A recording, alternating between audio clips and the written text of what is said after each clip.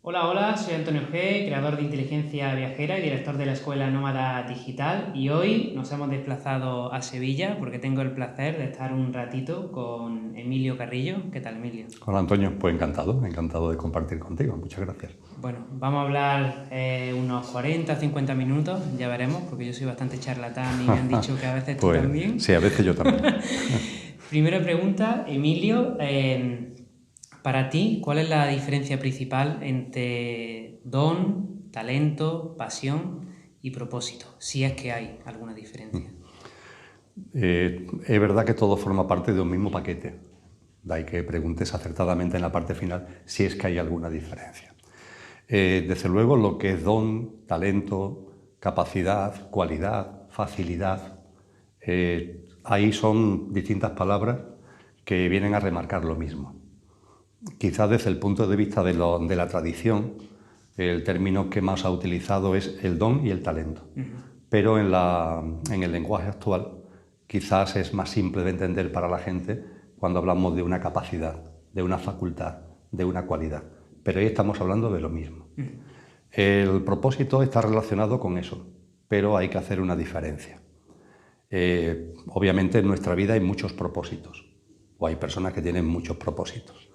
El propósito está bien porque contribuye a fortalecer la voluntad, y eso en el camino de crecimiento y de desarrollo de la conciencia, la voluntad es importante, ¿no? Entonces tener propósitos, siempre que no termine enredándote en temas egoicos y egocéntricos, es algo, yo diría que necesario. Ahora bien, detrás de todos los propósitos hay un propósito. Cuando encarnamos en este plano, cuando encarnamos en el plano humano, lo hacemos con un propósito. Sin duda ninguna, el propósito es siempre el de ir recordando cada vez más lo que realmente somos, ir viviendo cada vez más en consistencia, consciencia y coherencia con eso que somos, y en definitiva, como han dicho tantos maestros y maestras, el propósito verdadero es nuestro desarrollo espiritual. Bien, nuestra evolución espiritual. Lo que sucede es que cuando venimos aquí con ese objetivo, eso se plasma de muchas maneras en función también de los estados de conciencia de cada uno que vamos consiguiendo a lo largo de una cadena de vidas. Pero diríamos que detrás de todos los propósitos que podamos tener, ahí está el gran propósito. Pues cuando hablamos de dones, talentos, capacidades, facultades, cualidades, estamos hablando de factores de nuestro ser aquí ahora encarnado, que se relacionan directamente con el propósito con mayúscula.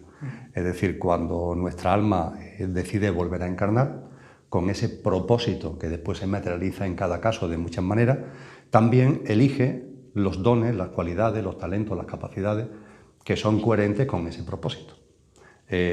Son como los utensilios que vamos a utilizar en esta vida una vez que estamos encarnados, pero utensilios necesarios para ir avanzando en ese gran propósito que nos trae.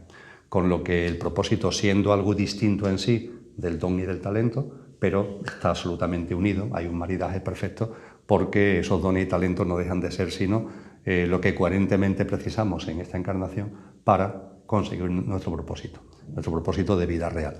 De ahí que una de las formas también de acercarse al propósito y a los propósitos que cuelgan de ese gran propósito es darte cuenta de cuáles son tus dones, talentos, cualidades y capacidades. Porque si te das cuenta y eres capaz, no digamos ya, de compartir, de practicar y de compartir los mismos, te estás alineando con tu propósito de vida. Genial. Podríamos decir entonces que que nacemos con un propósito y los dones y talentos también se nacen o se hacen en el transcurso de la vida. Los dones y talentos, por definición, son innatos. Es decir, los traemos ya.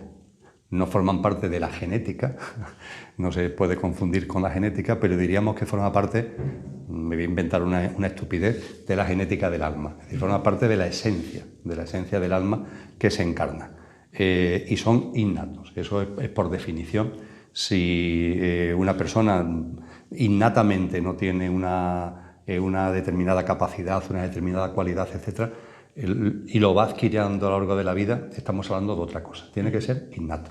Ahora bien, sí es cierto que, siendo innato, en esta vida después tenemos que desarrollar habilidades que son complementos de los dones, talentos, capacidades, etc. Tenemos que desarrollar habilidades para sacarle más jugo a esos dones y talentos. En el mundo del arte esto es muy fácil de entender, ¿no? Hay personas que nacen con el don de la música, pongamos por caso. Ahora bien, claro, ese don de la música que se puede aparecer de una forma sencilla, por ejemplo, por un gusto por la música, incluso por una inspiración musical, por una facilidad para incluso que le vengan tonos, melodías, ¿no? Bien, esa es la cualidad innata. Ahora bien, necesita desarrollar unas habilidades. Hay que aprender música, hay que aprender a utilizar un determinado instrumento, y para tocar el piano, para tocar el violín, tienes que aprender a utilizar ese instrumento, ¿no? Entonces, el don es innato. Ahora bien, tú tienes que complementarlo con unas habilidades que forman parte de lo que es la formación, en el sentido que queramos utilizar el término. Vale. Tenemos este talento innato, pero claro, seríamos como una cebolla y hay que ir quitando capitas, ¿no? Hasta buscar ese propósito o esos dones y esos talentos. Para ti, ¿cuál es el mejor camino que tendría una persona hasta encontrar y desarrollar esos dones y talentos? Hombre, sin duda ninguna hay un requerimiento vital que suena muy sencillo, pero que no lo es tanto, que es la vida sencilla. Estamos en una sociedad complicada. Ella es complicada per se ha hecho complicada y funciona bajo parámetros de complicación. Y nosotros, en esa sociedad, tendemos también a enredarnos en la complicación de la sociedad. Cuando nos enredamos en ella, los dones y talentos corremos el riesgo de que se queden ahí perdidos, escondidos, olvidados. Esa sociedad tan compleja nos va influyendo en sistemas de creencias, en pautas y en paradigmas. Nos quiere enseñar que todo lo que realmente importa está ahí a nuestro alrededor y tenemos que ir a conseguirlo. El ir a conseguirlo también genera competencia y no nos damos cuenta que de esa forma estamos olvidándonos de nosotros mismos para tener siempre la mirada afuera, y tampoco nos damos cuenta que en esa mirada hacia afuera, entre las cosas que estamos olvidando de nosotros mismos, son esas cualidades innatas que están relacionadas con nuestro propósito de vida, lo que hace que finalmente no tengamos ni idea de ese propósito de vida. Entonces, la vida sencilla es, yo diría que un pilar fundamental, un ritmo de vida más sosegado, más tranquilo, y el no dejarte influir por estos sistemas de creencia basado en el más, siempre más de lo que sea, siempre más, y en esa especie de competencia cotidiana que hay que desarrollar. Todo eso son factores como niebla que te esconden los dones y talentos. Después, en medio de esa maraña, en la medida en que nos vamos dando cuenta de que una vida más sencilla, una vida más tranquila, el ir incorporando en tu vida momentos de silencio, momentos de respiración consciente, llevar otro ritmo, eso ayuda, y además ayuda el empezar a estar atento a ti. Es imposible que un ser humano perciba sus cualidades innatas si no está atento a él mismo. Una vez que tú te autoobservas y pones atención en ti, esa observación te da pistas muy importantes, porque finalmente las cualidades y los dones y talentos tienen como manifestación, que si te observas debe ser fácil. Hay gente que dice que no lo ve, pero en fin, yo creo que es relativamente fácil. Tiene como manifestación aquellas facetas de tu vida, las estés desarrollando más o las estés desarrollando menos, o incluso puede ser que ahora, por lo que sea, no la estés desarrollando, pero en algún momento tuviste esa ocasión de paradearla, y son esas cosas que hay en la vida que lo que te aportan son entusiasmo, que cuando las acometes no hay ningún tipo de noción de esfuerzo, donde por tanto el término trabajo no aparece, aunque incluso pueda estar ligado a una actividad laboral, pero no hay trabajo, porque no está ese elemento de esfuerzo. No debe ser difícil el percibir cuáles son esas cualidades, pero hay gente que me dice que no es capaz de percibirlo. Para verlas en ti, en tu autoobservación, esas cualidades, esos dones, se manifiestan siempre con las cosas que pones en marcha, en el sentido amplio, las cosas que haces en el sentido amplio y que te generan entusiasmo, que no hay trabajo por medio, que no hay esfuerzo. De hecho, cuando una actividad laboral está ligada a una cualidad innata, a un don y un talento, no es un trabajo, es una actividad laboral, pero no es un trabajo. Entonces, esta característica es muy importante de retener y de tener en cuenta, que te generan entusiasmo. El entusiasmo se pone de manifiesto, además de que, porque no te cuesta trabajo, también se pone de manifiesto en que el tiempo deja de existir. Son actividades en las que te absorbes. Es como que la conciencia se vuelve hacia ella misma y todo lo que te rodea deja de existir, porque está totalmente concentrado en conciencia en eso que estás desarrollando. Y también me gusta compartir si al observarte a ti no eres capaz de percibir esas cosas que te entusiasman, que realizas o realizarías sin esfuerzo y sin trabajo, y donde el tiempo deja de existir, si incluso así te sigue costando trabajo, pregunta a personas que merezcan para ti confianza, a amigos, a seres queridos que para ti merezcan confianza. Y hay que preguntar abiertamente, oye, por ahí me he enterado de que existen dones y talentos, capacidades innatas, cualidades, ¿tú crees que yo tengo alguno? Y claro, a lo que te digan, no aplicarle el ego de la falsa modestia, porque el ego que está ahí en los seres humanos, habida cuenta de que nos envolvemos en este plano denso, ese ego que está en los seres humanos, no solamente sale a la palestra como el ego bravo, el ego que quiere conquistar, el ego que quiere alcanzar, el ego que quiere... También hay un ego que está a la defensiva, y la falsa modestia es una manifestación de ese ego a la defensiva. Entonces hay que decirle al ego que se calle en cualquier instancia, y cuando una persona te dice, mira, pues yo creo que tú tienes esta cualidad o esa capacidad, por lo menos reflexionarlo. Hay una frase que se está convirtiendo en las más buscadas en Google, que es la de no sé qué hacer con mi vida. Y viene en relación a lo que acabas de explicar. En mi caso personal, yo realmente siento que no tengo una certeza del 100%, si lo ponemos numéricamente. Pero sí que siento que puedo hacer algo, igual no por mí, pero sí por los demás. Este sería un buen punto de empezar para aquellas personas que necesitan, aunque no me gusta la palabra necesitar, necesitan certeza de saber cuál es su propósito, cuáles son tus dones y sus talentos. Sí, sí. Coincido contigo que sí. Y añadiría algo, y no es un mensaje de falso optimismo. Cuando una persona se encuentra en una especie de vacío, de que no sabe exactamente lo que hacer, no sabe exactamente a dónde dirigir sus pasos, yo diría que está en un punto importantísimo. No es una mala noticia, es una gran noticia. Es una gran noticia. Porque en demasiados casos esa aparente duda no aparece porque estás enredado en el mundo que te han creado los otros. Y estás tan enredado en ese mundo que los otros te han creado, que no te das cuenta que no estás viviendo tú. Pero no surge ese qué hago o que no sé qué hacer, porque como estás enredado, como estás totalmente envuelto en lo que los demás te han impuesto, pues no tienes esa reflexión. Entonces, en la persona que aparece esa reflexión, yo creo que pone de manifiesto que ahí hay un elemento de avance. Y a partir de ahí lo que tenemos que intentar es soltar lo más posible, y más que nunca llevar a cabo esa observación, esa autoobservación a la que me refería anteriormente. Yo recuerdo que en mi vida hubo un momento determinado en el que sentí que con claridad todo lo que le había motivado, todo lo que le había orientado, todo lo que le había influido, eran cuestiones que ya me estaban dejando de interesar y que sobre todo y fundamentalmente no me estaban llenando, no me estaban entusiasmando. Yo soy una persona, eso sí es cierto, muy vitalista, y eso lo percibí con claridad, que las cosas que me venían entusiasmando ya no me entusiasmaban. Entonces decidí, lo primero que hice fue empezar a soltar lo que ya no generaba entusiasmo en mi vida. Y esa es una labor sencillísima, pero también difícil. Es decir, es sencilla porque está en tus manos, ir podando. Es complicada porque también hay influjos sociales, condicionamientos, compromisos que te lo dificultan. Pero yo creo que es crucial, ¿no?, el hacer esa suelta, esa poda.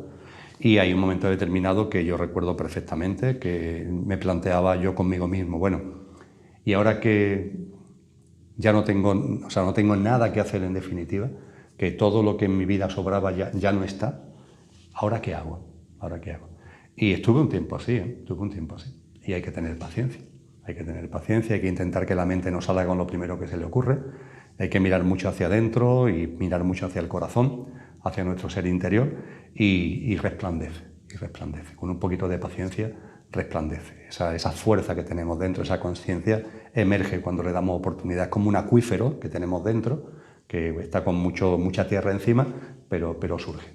Entonces, a las personas que utilizan esa frase que tú comentas, que es una de las que más se mueven por internet, yo le diría enhorabuena, estás en un punto muy interesante de tu camino, y ahora lo que tienes que hacer es más que nunca es mirar hacia adentro y tener paciencia, porque esa voz interior, ese tú, va a salir. ¿Qué tiene que ver la Matrix, que antes también hablaba de la sociedad y este concepto de la Matrix, en esa búsqueda o en esos límites que nosotros mismos nos ponemos cuando no somos como capaces de dejar ir hacia afuera para ir luego hacia adentro. La Matrix tiene muchísimas plasmaciones. Se plasma en el mundo de la economía, en el mundo de la política, en los hábitos sociales, etcétera, etcétera. La Matrix tiene como elemento, como factor común el que hay una minoría, y lo digo desde el mayor amor a esa minoría. No la justifico, pero sé que hacen lo que en su estado de conciencia le corresponde. Ahí hay una minoría que acumula, una minoría que quiere dominar, una minoría que quiere manipular, una minoría que todo pasa por el control y el poder sobre los demás, mucho más incluso que el dinero, porque el dinero es un estadio. Hay un momento determinado que ya hay tanto dinero que lo que se pretende es simplemente el control, el dominio, la manipulación sobre los demás. Y esa manipulación, ese control, ese dominio, esa alienación colectiva, ¿no? Eso está detrás de todas las manifestaciones de la Matrix. Ahora bien, eso a su vez se puede resumir en lo que a cada uno de nosotros afecta, que es de lo que se trata, es decir, porque yo puedo ver cómo funciona la Matrix, ves incluso quién está tocando los botones y los resortes de la Matrix, pero finalmente lo que importa eres tú. Y eso en mí cómo está repercutiendo, cómo está afectando, porque es la única manera de que de algún modo yo pueda desengancharme, ¿no?, de esa matriz, ¿no? Y eso se manifiesta siempre en lo que Krishnamurti denominaba el pensamiento limitado y limitante. Esa a su vez es el gran logro de la matriz, es decir, el tener a los seres humanos en un pensamiento limitado y limitante. ¿Limitado por qué? Pues porque te limita al sistema de creencias que la matriz te impone y das por hecho que esos paradigmas y esas pautas son normales, cuando no son normales, son frecuentes, que es distinto de normales, son frecuentes, pero profundamente anormales. Pero no te das cuenta, esas pautas, esos paradigmas los ha hecho tuyo. El que todo lo midamos, pongamos por caso en euros, en dinero, es una manifestación. Eso para mí, como economista, cuando estaba en la facultad, es una de las primeras cosas que me llamó la atención. Porque todo, cuando lo tenemos que valorar, no hay ninguna unidad que no sea el dinero. Se podría valorar por una unidad de satisfacción, por una unidad de aportación de felicidad, por una unidad de utilidad de la... No, eso ha desaparecido por completo y todo es simplemente euros. ¿Cuánto vales? Euros. E incluso las personas hemos terminado valiendo los euros que tú tienes en el banco, los euros que forman parte de tu patrimonio.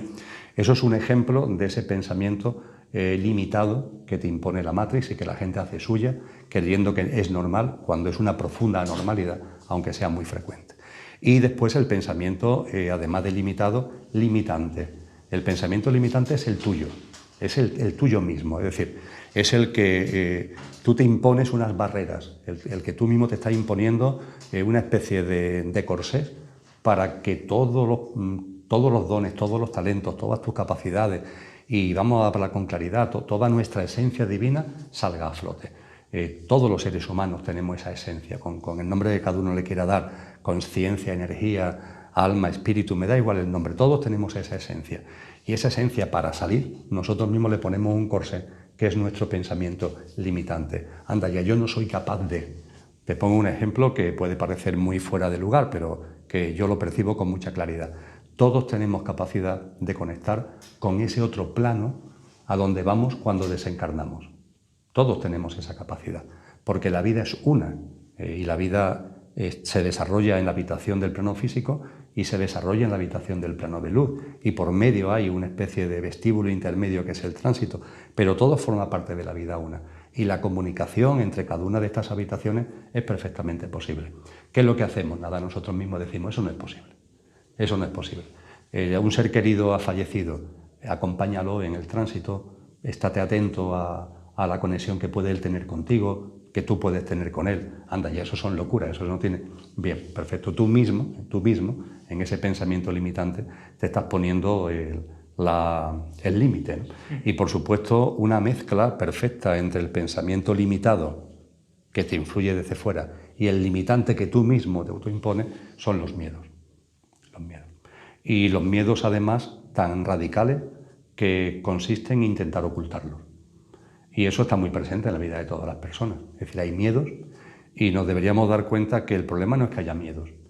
A veces el que te surja un miedo en la vida forma parte de la dinámica de vida. El quid de la cuestión está cuando tú te niegas a aceptar que es un miedo y lo llamas de otra manera. Te pongo un ejemplo.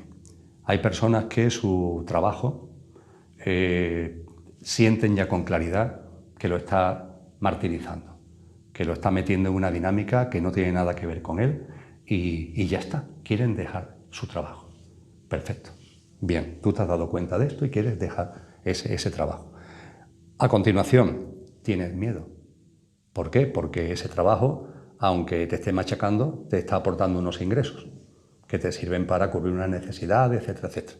Las necesidades reales y las artificiales que el sistema te impone. En cualquier caso, tú ves que tiene unos ingresos y tienes miedo a dejar de tener esos ingresos.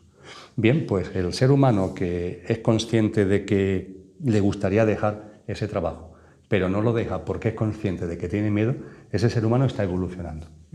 Se ha dado cuenta de dos cosas muy importantes, que a lo que está dedicando tantas horas de su vida no tiene que ver con él y que tiene miedo por la necesidad de unos ingresos al respecto. Yo diría que la persona que toma conciencia de ambas cosas, ese miedo va a irse disolviendo simplemente por tomar conciencia de él. No lo va a hacer en cuestión de poco tiempo, entre comillas, pero va a empezar un proceso de disolución. Pero ¿qué es lo que hacemos? Que no nos gusta reconocer que tenemos miedo. Entonces, yo conozco mucha gente, seguro que tú también, que estando machacada por su trabajo, una actividad laboral disociada de sus dones y sus talentos, está machacada por el trabajo y ante eso no lo deja porque tiene miedo. Pero no, lo que me dice, no, yo lo tengo claro, pero, y me empieza a hablar de mañana. Espera porque tal cosa, porque voy a hacer esto, a ver si de aquí... Vamos a ver, si te está machacando, lo que tienes que hacer es cortar y confía en la vida. Ya, ábrete y la vida ya te dará lo que corresponda, porque la vida abraza, la vida es amor, la vida está llena, está ahí para que confiemos en ella. Pues bien, en lugar de reconocer que tienes miedo, le quitas la palabra miedo y pones otra palabra que también empieza por M, pero que es muy distinta, claro, que es mañana. Y el mañana es un autoengaño. Entonces, te has dado cuenta de que el trabajo te está machacando, pero te estás autoengañando y estás inventándote el futuro, ¿no? La mayor droga que tiene la humanidad inyectada en vena, el futuro, te lo estás inventando para no hacer lo que tú sabes que tienes que hacer. Conclusión, ese miedo va a estar siempre ahí.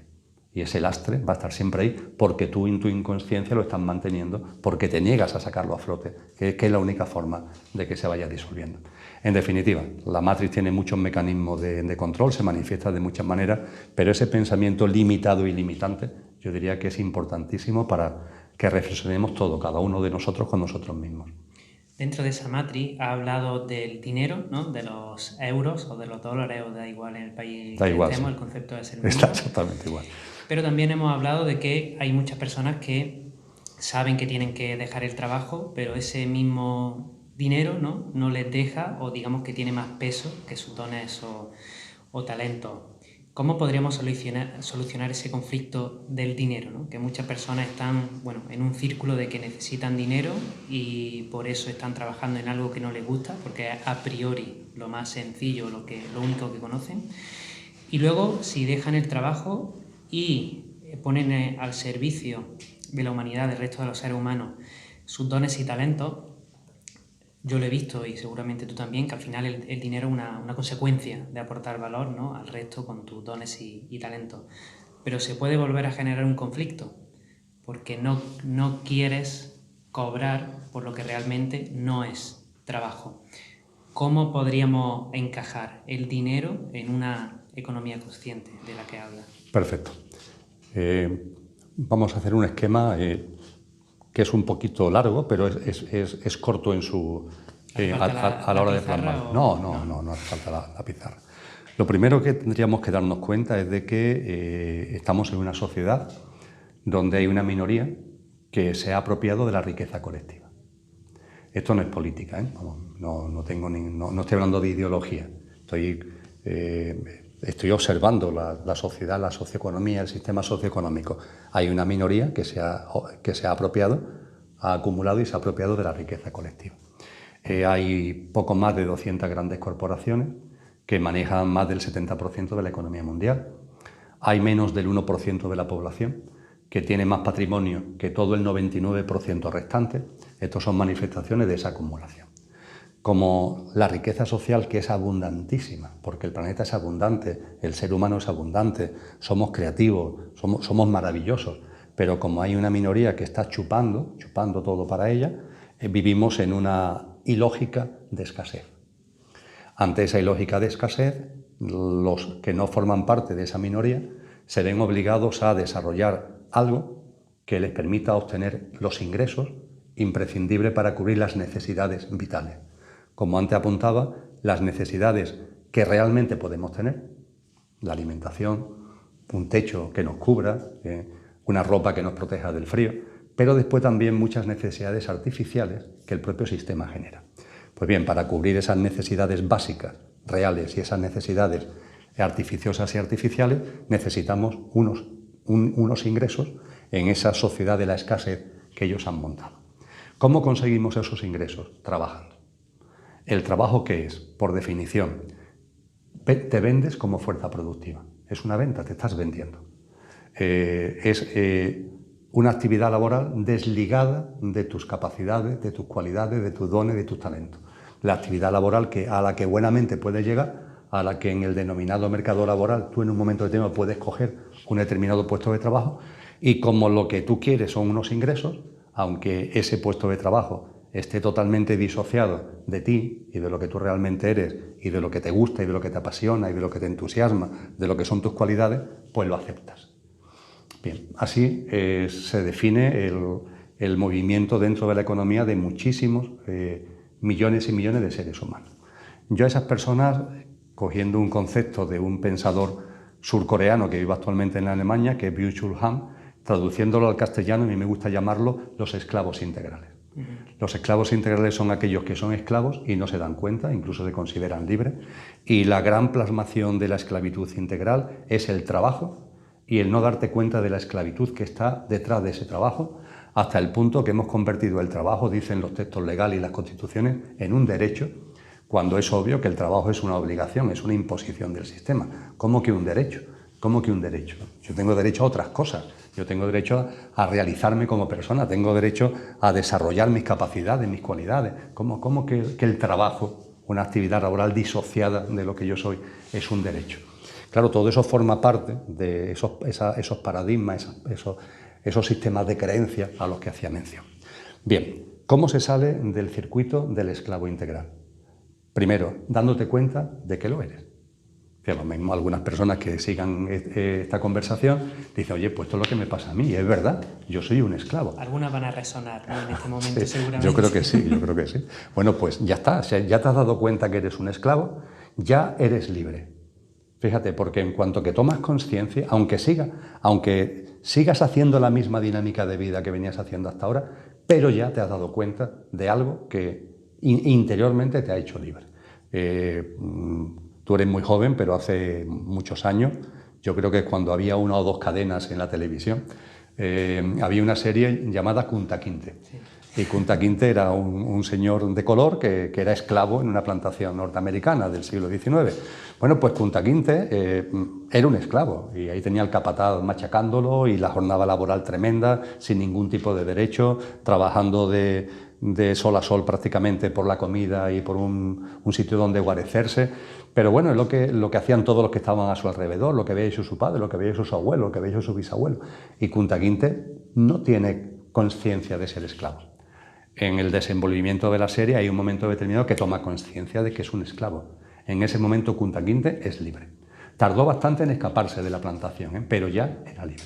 Entonces, el simple hecho de que nos demos cuenta de que nos hemos metido en un engranaje y que hemos terminado siendo un puro resorte ahí de un engranaje productivista, alienante, etc., eso ya hace que deje de ser esclavo. A partir de ahí, tienes una actividad laboral desligada de tus dones y tus talentos.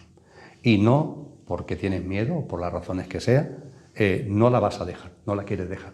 Bueno, pues aunque no la dejes, aunque estés dedicando muchas horas de tu día, de tu semana, de tu vida, en definitiva, a esa actividad que no está asociada a tu don y tu talento, busca la forma para que fuera de esa jornada laboral puedas plasmar tus dones y tus talentos. O sea que el hecho de darte cuenta de que eres esclavo ya te libera de la esclavitud integral, que es el esclavo que no se da cuenta que lo es, pero añádele el hecho de que busca dentro de ti esas cualidades, esas capacidades e intenta plasmarlas fuera de la actividad laboral, porque en la actividad laboral no la puedes plasmar. Bien, hay cada vez más personas que están haciendo esto, es decir, tienen un trabajo que no conecta con ellos, le ocupa X horas al día y después el resto del día, o los fines de semana, o en periodo vacacional, se las arreglan para ir rescatando esos dones que tenemos y ponerlos en práctica. Lógicamente, desde el punto de vista del sentido común, dicen, no, hay que ir a más. Lo que tenemos que hacer es vivir en coherencia con esos dones y que esos ingresos que necesito, porque los demás, hay una minoría que se ha hecho con la riqueza social, esos ingresos que necesito para tener una vida digna, lo voy a conseguir a través de esos mismos dones y talentos. Entonces hay personas que su don lo tienen asociado a la actividad, entre comillas, laboral, llamándole actividad laboral porque le puede o le origina esos ingresos. Esto plantea una disyuntiva ahora muy interesante. El que es esclavo integral es esclavo integral. El que siendo esclavo ya no es integral e incluso ya está percibiendo los dones y talentos que puede tener y lo está fuera de la actividad laboral buscando los huecos como para poderlo plasmar, fíjate que tiene ese problema, que tiene un problema serio, ¿no? Porque son muchas horas la actividad laboral y está buscando los recovecos para que salga lo que tú realmente eres. Eso es un problema, entre comillas, es toda una experiencia. Pero ese tipo de personas, la práctica del don y el compartir el don lo tienen liberado de la obtención de ingresos, porque los ingresos lo están obteniendo en el trabajo y no tienen que obtenerlo en el ejercicio del don. Con lo que, estando machacados objetivamente, porque tienen que buscar recovecos para practicar el don, tienen la ventaja, entre comillas, de que no tienen que buscar en el don, en el ejercicio del don, esos ingresos. La persona, sin embargo, que ha dado un paso y que la actividad, entre comillas, laboral sí está ligada al don, tú antes lo reflejabas muy bien en tu reflexión, está ante un problema. El problema es que la necesidad de ingresos termine absorbiendo la dinámica del don. Y finalmente ese don, su práctica, su puesta en práctica, en lugar de estar conectado contigo, termine finalmente estar conectando con el exterior y con los paradigmas del exterior. Cuando se tiene un don, yo diría que para que fluya en la vida cotidiana, primero, no hay que tener ningún tipo de resquemor, de reticencia a obtener con el don unos ingresos. Ninguno. Cualquier persona que tenga un don del tipo que sea, está en su derecho de que el ejercicio de ese don le reporte unos ingresos. Punto segundo, ojo, unos ingresos que, la pregunta con esto cuánto es, ¿no? Pero unos ingresos que sean lógicos, es decir, unos ingresos que te permitan vivir dignamente, no unos ingresos que te vayan metiendo en la dinámica del sistema. Y hay personas que con dones potentísimos han entrado en esa dinámica y de tener unos ingresos que le permiten vivir con dignidad, ya quieren más, ya aparece el lucro, ya aparece la necesidad de retener, de acumular, de poseer. El virus del sistema ya está en tu vida y está infectando tu don. Y eso suele tener como resultado que el don se va atrofiando. El don va como desapareciendo de esa capacidad. Tú mismo, por la forma de practicarla, la estás atrofiando. Entonces hay que tener el equilibrio, hay que buscar el punto justo entre el ejercicio del don, que tienes todo el sentido común que te reporte unos ingresos, pero que eso no te lleve a una búsqueda de ingresos que salgan del sentido común y que te terminen metiendo en una lógica de eso de acumulación y de apropiación, porque eso va a atrofiar el propio don. Entonces, con esto que acabo de comentar, hemos abierto distintas formas de vivir. Todas ellas son realmente espectaculares como experiencia en el plano humano. Y yo, por ejemplo, lo he reflexionado muchas veces, tengo una actividad laboral que está en un punto intermedio. Es una actividad laboral que hay una parte de la actividad laboral donde puedo sacar lo mejor de mí mismo y ejercer parte de los dones que hay en mí. A mí me encanta motivar, me encanta configurar equipos, dirigir equipos de una forma participativa, abierta, y cuando eso en mi trabajo lo puedo hacer, que lo puedo hacer, lo disfruto muchísimo, me entusiasma. Hay otras cosas de mi trabajo que veo que tienen mucho más que ver con cosas que, bueno, forman parte de mi actividad laboral, pero que no tienen que ver conmigo. Hay personas también que están en esa situación. No todos los trabajos son absolutamente frustrantes. Hay trabajos que están parcialmente disociados de tu don, con lo cual es un trabajo, y parcialmente asociado a tu don, con lo cual esa parte no es un trabajo. Así hay mucha gente, ¿no? Y también cada vez más hay personas que están dando el paso para vivir en coherencia con sus dones. Y ahí surge ese punto justo, muy difícil a veces, Antonio, de medir bien, de oye, tengo derecho a unos ingresos. No puedo decir que por practicar y compartir no tengo derecho a ingresos. Sí tiene derecho a ingresos porque hay que vivir y estamos en la sociedad en la que estamos. De corazón puedes aspirar a otra, pero esta es la que es y esos ingresos los necesitas y por tanto no tengas reticencia para obtenerlos. Y eso sí, que no te pueda el sistema, que no te pueda el sistema. Que cuando tengas 10 quieras tener 100 y cuando tengas 100 quieras tener 1000 y cuando tengas 1000 quieras tener 10.000, porque eso te va a llevar a lo mismo y va a hacer que realmente no estés ejerciendo tu don. Estás simplemente estás mercantilizando tu don. Bueno, muy interesante. Muchas fases, ¿no? Que yo creo que lo bonito de lo que has dicho es que, bueno, está bien vivirla y experienciarla y simplemente pues seguir aprendiendo, ¿no? Que para eso estamos aquí. Hemos hablado del dinero, pero en la tríada que al ser humano le preocupa mucho, esto de salud, dinero y amor, podemos dar un pasito atrás y hablar de la salud. ¿Cómo podría decir que repercute en tu salud ponerte a desarrollar tus dones y talentos? Cuando en conciencia hablamos de salud, empieza a aparecer una nueva visión de la misma. La visión de Matrix, la visión del sistema de la salud, es que tu salud está en manos de los otros.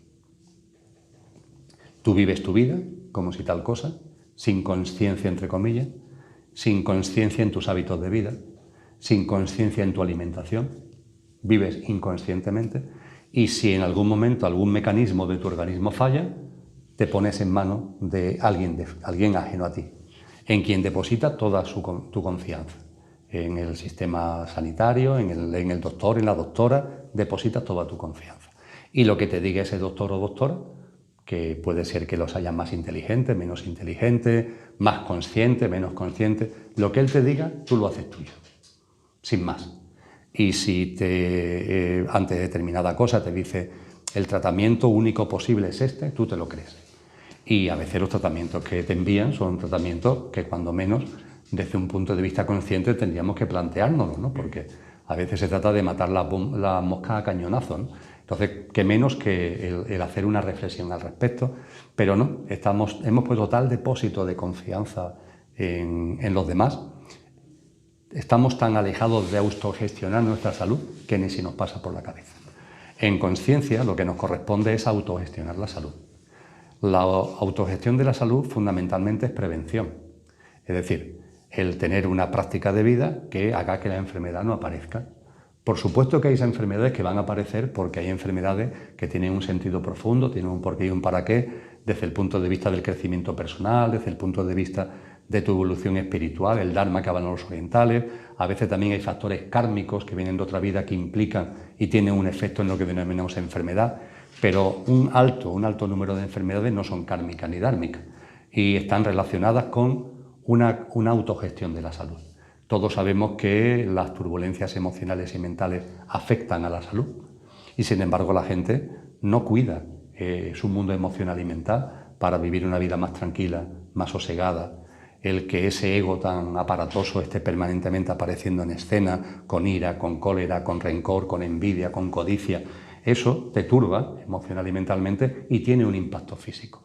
La autogestión de la salud empieza por observarte y, por ejemplo, este es un tema crucial, que tu mundo emocional y mental, mantenerlo sereno, calmado, en la medida de lo posible. Igualmente lo que son prácticas de vida saludables. Esas prácticas de vida saludables van desde el hacer una vida que no sea sedentaria, el tener un poquito de ejercicio, tampoco se trata de que hagamos maratones, yo lo he hecho, pero vamos, no se trata de que hagamos maratones, pero sí de que tengas una cierta actividad en tu día a día. Es muy importante la alimentación, es otra cosa que también hemos puesto en manos de lo que nos dicen. Nos dicen, por ejemplo, que los nutrientes están en la carne. Eso es mentira. Y cualquiera que investigue un poco podrá comprender que la carne que procede de unos maravillosos seres que cuando nacen metemos unos cubículos en las denominadas explotaciones ganaderas, en las granjas industriales, metemos unos cubículos donde a las 2 semanas ya no caben y tienen que estar ahí aprisionados el resto de su vida, con productos de laboratorio, con hormonas de crecimiento para que engorden y crezcan, y finalmente lo llevamos a un matadero donde los asesinamos salvajemente. El vídeo de Paul McCartney, si los mataderos tuvieran paredes de cristal, nadie comería carne, lo ejemplifica maravillosamente. Y eso finalmente te lo ponen en un recipiente y te lo venden y te dicen que eso te aporta nutrientes. ¿Pero qué nutrientes? Eso es un cadáver, es un cadáver. Y no solamente un cadáver, es un cadáver impregnado para colmo sus células de dolor y de sufrimiento de toda su vida. En castellano hay un término que se utiliza poco, pero que es conocido, que es sarcófago. Es donde se meten a los muertos, entre comillas, un sarcófago, ¿no? Pues bien, ese término procede del griego. Y en griego se utilizaba para definir a las personas que comían carne.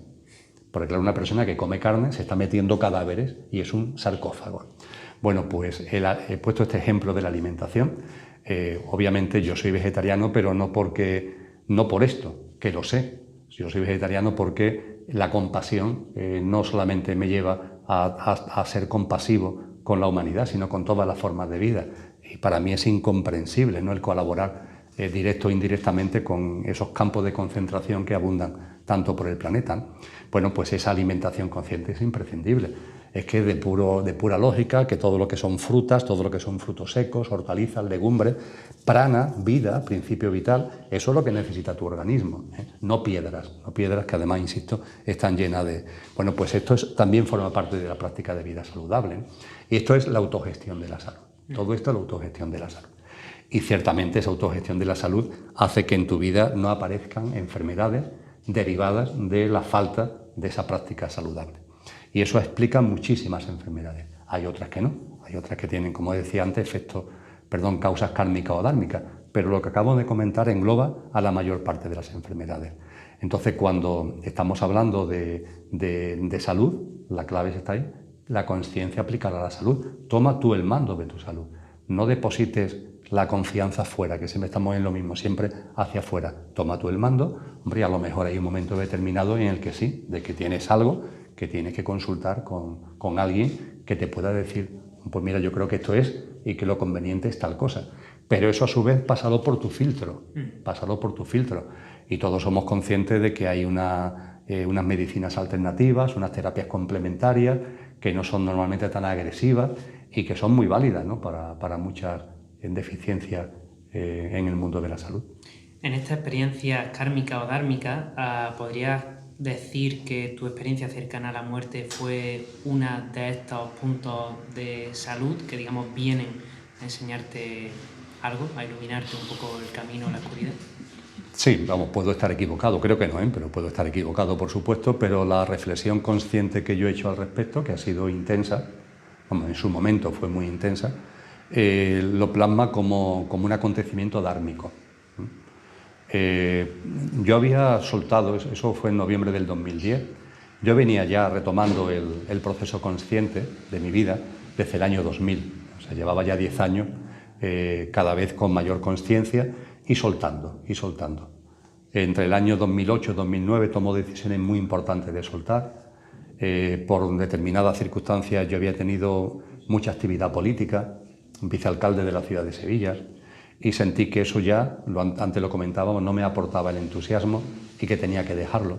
Las clases en la universidad, había dado 30 años de clases de Economía Política en la Facultad de Derecho y daba clases como profesor colaborador visitante en muchas universidades del mundo, y me di cuenta que no, que eso ya no me llenaba no me apasionaba, no me llenaba de entusiasmo. Me di cuenta de que ya lo que estaba compartiendo a través de esa docencia no era coherente con lo que realmente yo sentía, y decidí dejar las clases. Pongo 2 ejemplos, hubo más cosas, ¿no? ¿Qué es lo que sucede cuando tomas esas decisiones de soltar? Que quedan nudos. Los nudos sobre todo son compromisos personales. En el ámbito de la actividad política, bueno, pues hubo personas que lo entendieron más y personas que lo entendieron menos, Personas me refiero que están o siguen estando incluso todavía en ese mundo, y algunos de ellos eran amigos personales. Me decían, bueno, Emilio, vale, tú ya pero me tendrás que, ¿por qué no me has hecho una mano en tal cosa? Colabora conmigo en tal cosa. Y ahí te lo plantean de un modo que ya no tiene que ver con la política en sí, sino con la relación personal.